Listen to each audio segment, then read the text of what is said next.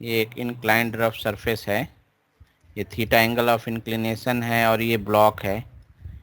तो यहाँ पे सपोज करो कि म्यू एस और म्यू के दोनों इक्वल है और इसलिए इसको हम सिर्फ म्यू से रिप्रेजेंट कर रहे हैं। तो यहाँ कोफिशिएंट ऑफ फ्रिक्शन बोलेंगे। अदरवाइज इसका नाम है कोफिशिएंट ऑफ स्टैटिक फ्रिक्शन, इसका नाम है कोफिशिएंट ऑफ काइनेटिक फ्रिक्शन। और दोनों इक्वल है तो दोनों को एक ही सिंबल म्यू से रिप्रेजेंट करते हैं, कोफिशिएंट ऑफ फ्रिक्शन कहेंगे। तो म्यू है। तो ये इस पे स्लाइड तब करेगा जब ये एंगल जो थीटा है एंगल ऑफ रिपोज से बड़ा होगा। एंगल ऑफ रिपोज जो जो दरअसल होता है equal to ten inverse mu S के बराबर। तो हमने एक केस एज्यूम कर लिया है कि theta is greater than angle of ताकि सरक रहा है।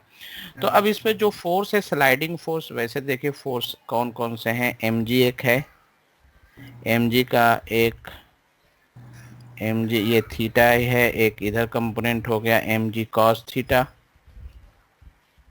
और स्लाइडिंग फोर्स जो इसका एक कंपोनेंट अलोंग द इंक्लाइंड है एम जी साइन थीटा।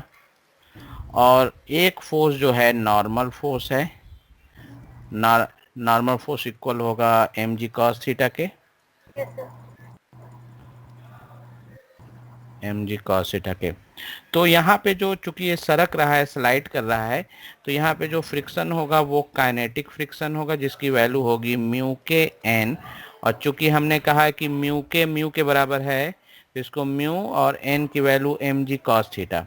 तो स्लाइड कर रहा है तो ये मान के चल रहे हैं कि ये फोर्स इस फोर्स से बड़ा है तभी ये स्लाइड कर रहा है। तो नेट फोर्स along inclined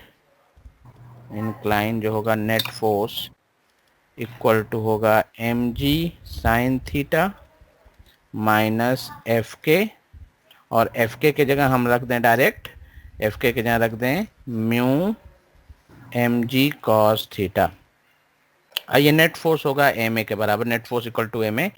तो एम जी यहाँ से कॉमन ले लिया, sine theta minus mu cos theta, और एम एम काट दिया यहाँ से। तो इस तरह एक्सेशन ए की वैल्यू हो गई g sine theta minus mu cos theta.